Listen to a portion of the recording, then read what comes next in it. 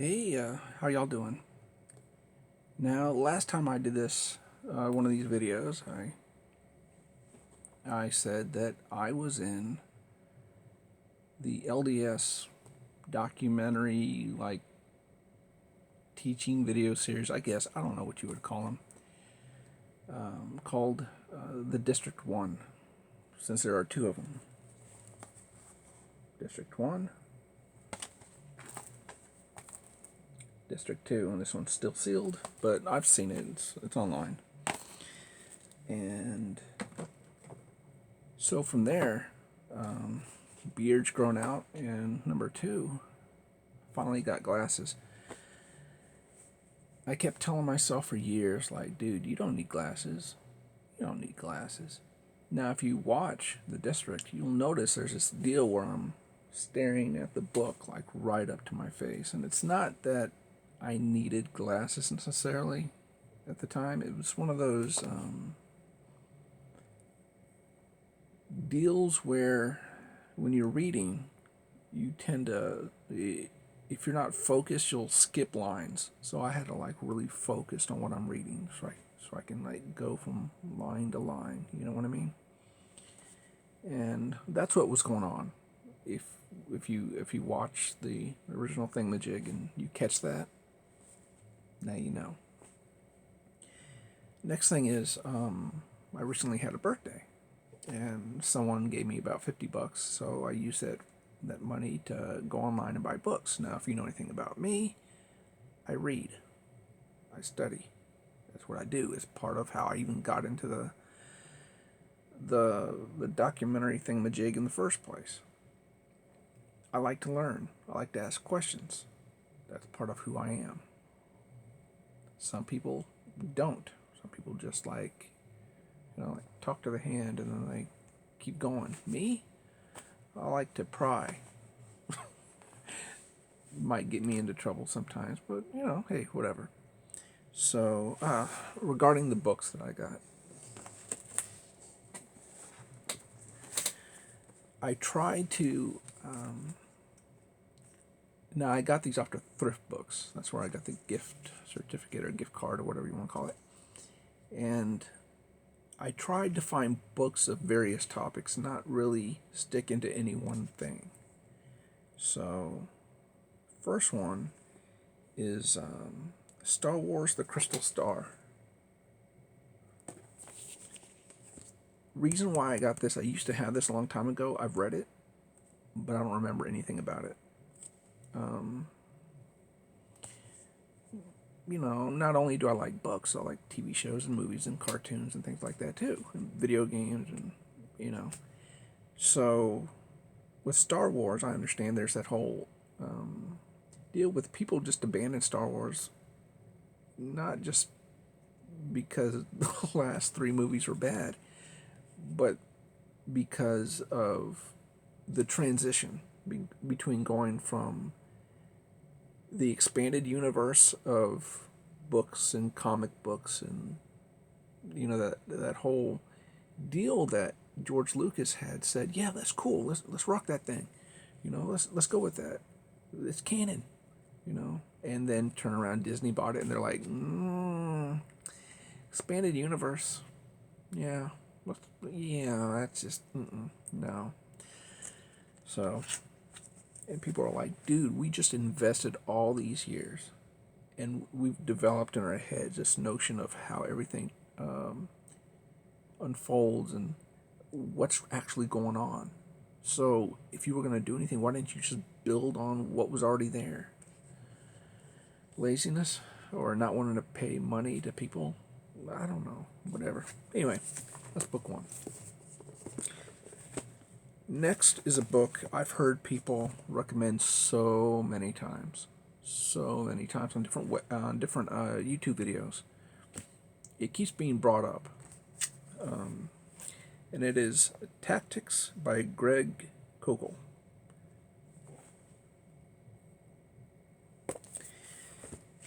So, with little to no information about it, it's about asking questions. Now, if you watch The District, something you don't know behind the scenes, I was asking questions, but they were like, hey, get back to you on that one. But after a while of hearing that over and over again, it gets tiring because I had questions. Now, eventually, my questions were being answered, but it didn't seem like they were very patient with me, or they weren't answering the questions out of love. It was more out of obligation, or let's just get this over with, kind of feeling. And that's wrong. That's just, nobody should be treated like that. Now, this next book is something that I had a while back, and I think I gave it to someone, and I never saw it again. Whether that person has the book or not, I don't know still. But I went to visit a friend's church one time, and, well, friend and his family's church, and they had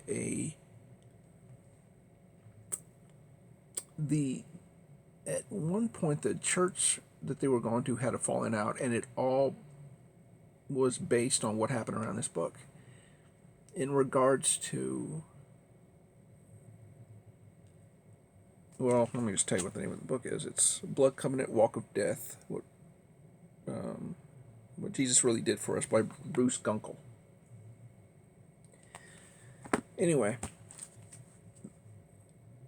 the pastor, Bruce Gunkel, he had this deal where he was telling everybody that when I preach to you, when I teach, I'm telling you things that you're not going to hear about anywhere else. Like, nowhere. I'm not, this isn't hyperbole or anything. No, I'm literal. You're not going to hear this. This is like straight from the throne of God to you. And he goes from saying that to, when he wrote this book, one of the members of his congregation behind the scenes was, not just reading the book, but looking up the information in the book, and found out that some of the information in this book, particularly regarding like Native Americans cutting their hand and shaking the hands, that sort of thing, as a blood covenant, sort of blood brother thing, was well, anyway, when he put that in here, he was basically copying information that he got off the internet, instead of, sticking behind what he was preaching. So, and if you know anything about that whole hand thing, that goes back to, didn't it come back from doesn't it go back to like a movie or a TV show or something like that? And it was sort of something that was just developed, and I don't know, but since then it's became a deal in pop culture. Anywho, we'll talk about it in a future video, because that'd be kind of interesting, especially if you're talking about Native American stuff. I like that too. That's kind of cool. Next book, and sad it doesn't have a dust jacket.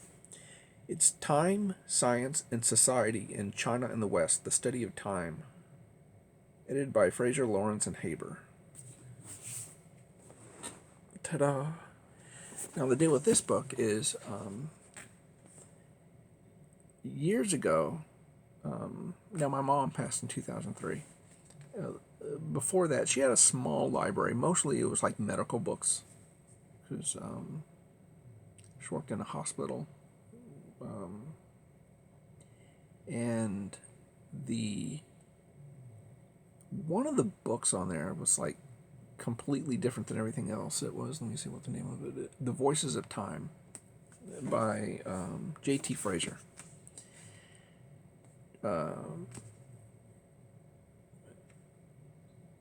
And the Voices of Time is a collection of different articles, all composed together in book form, over different concepts of time as seen by different peoples around the world, different cultures and whatnot. And since then, especially like the last few years, I've been like, okay, I got that book. And then I looked him up, found his Wikipedia article, found that he wrote more books, or edited other books, or wrote an article, and he's you know um, and so since then I've been thinking that little by little I'm going to collect more and more of his books, develop a collection. There's a story I want to write that I've been wanting to write since high school. I never got to really finish it, which is a good thing because there's a lot of stuff I need to study and learn in order to really flesh this book out. And it would be, I guess, in the within the realms of like science fiction or whatever. But it's to really develop it, to really go. I would have to write a whole bunch of short stories that form one big, huge story. You know what I mean? Kind of like how some TV shows go. And but in order to do that, I really need to do more studying. But I'm not gonna. We'll talk about that later. I'm not gonna say what the book's about, but I can tell you what inspired it. What were my inspirations to write it? But we'll deal with that later. Next one is, well, let's just say, with I like to study, I like to read. One of my other topics I like to learn about is Islam. Islam is at least to me, is a Frankenstein's monster. It's a hodgepodge, a group of different pieces that over the years has been grafted on and eventually forms this sort of dysfunctional, I don't know how to explain it, dysfunctional,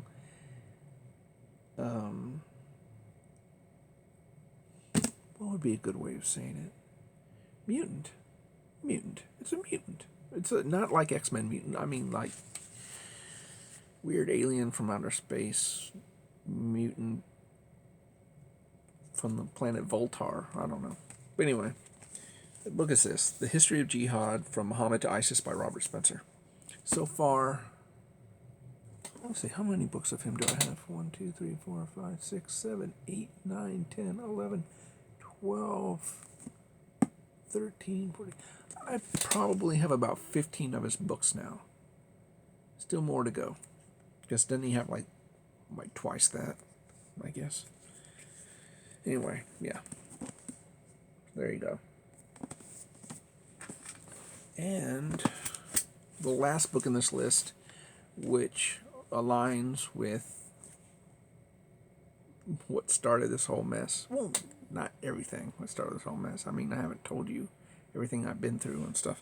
But anyway, with the LDS, let's put it that way, which I'm still studying and learning and, still picking up stuff here and there, is Joseph Smith and the Beginnings of Mormonism by Richard L. Bushman. And there you go. I mean, I have one other book by Bushman. I don't remember the name of it. I'll mention it later. But there you go. I don't know if I mentioned it before, but with all my reading and stuff, I have about 6 bookshelves filled with books, one of which, I mean, a lot of those books are just like double road because I don't have room. I might be getting a job soon that will allow me to, give me extra space so I can put my books out and I can actually have access to them and know where they are and be able to study like I like to and use them like I like to. So we'll see how that all plays out. Let's see what else is there. Yeah, answering questions. In that last video, I only got one question regarding, 2, if I remember, but 2 from one person. And it was something along the lines of the pressure to answer yes or no to did I feel pressured in any sort of way? And the only thing I can think of, if I can remember correctly, from when the missionaries came to visit me for that series, if I can remember their names, I would say. There's an article that even mentions their first names, and they wouldn't even tell me their first names back then. They wanted to know which surprised me when, they told me, oh, we're elder. I'm like, okay. And then they asked, what's your name? And then I told them my first and last name. And then I thought, well, okay. So we must have established a sense of trust now. So I'm going to ask them what their first name says. And they doubled down like, no. We are elder. I'm like, but I'm more elderer than you. Age-wise. Anyway, so we did that. Okay, back to the question of pressure. There was at one point where they were teaching me, and explaining that, it's best not to drink coffee or tea. I told them I don't drink coffee. I mean, at the time, I don't drink coffee. I think sometimes I do now, but at the time, it was like, well, I don't drink coffee. Can't afford it. And then they said, well, you can't have tea either. And I said, well, I kind of do drink tea, but it's the cheapest thing in the store. At the time, I was making very little money at a job, living under the housing authority. Dude, I didn't have any money. Barely any money. I was barely scraping by. I mean, if it wasn't for the fact that I had a roommate, it would be even worse. And they were like, no, you really need to no more tea. So I'm like, okay. And then it goes from no tea to no coffee, no tea. I need to stop. I was told to make it so I can go to church with them every Sunday or Saturday or whatever it was. I don't remember. Every weekend. Let's just put it that way. Every weekend. I need to. At first, they said, "Well, can't you?" I told them, "Look, the place I work at, they're not flexible. It's a fast-paced environment. It's busy. It's hard to get people to work when you want, how you want, whatever." When I joined the job, I told them I'm flexible. I'm available. When you need me, I'm there. I'm not gonna argue.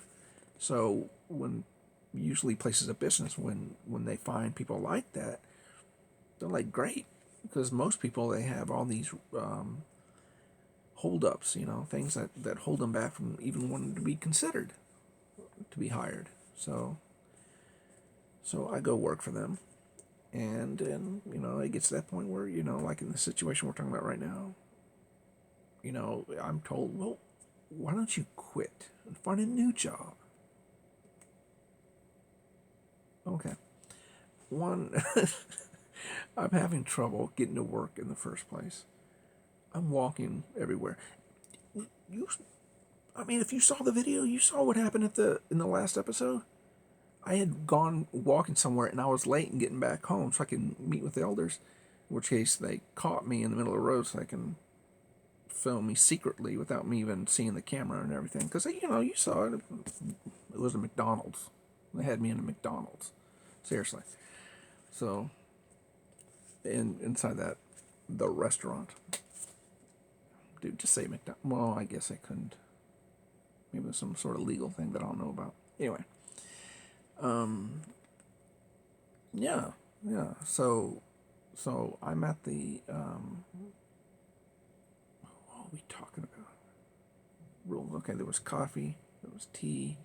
Quit your job, find a new job. If I found a new job, would I be able to get there on time? I mean, I had a nice job. Eventually, they had me doing other things like janitorial work and stuff, which was nasty. Anyway, and that was at a grocery store. That was my job. It was at a grocery store.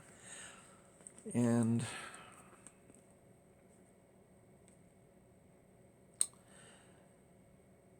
so after working there, I mean, after being told, to quit your job, and the coffee and the tea, there were lots of little things that just rubbed me wrong. I wouldn't say it was pressure. I mean, there was that one deal where I was told, I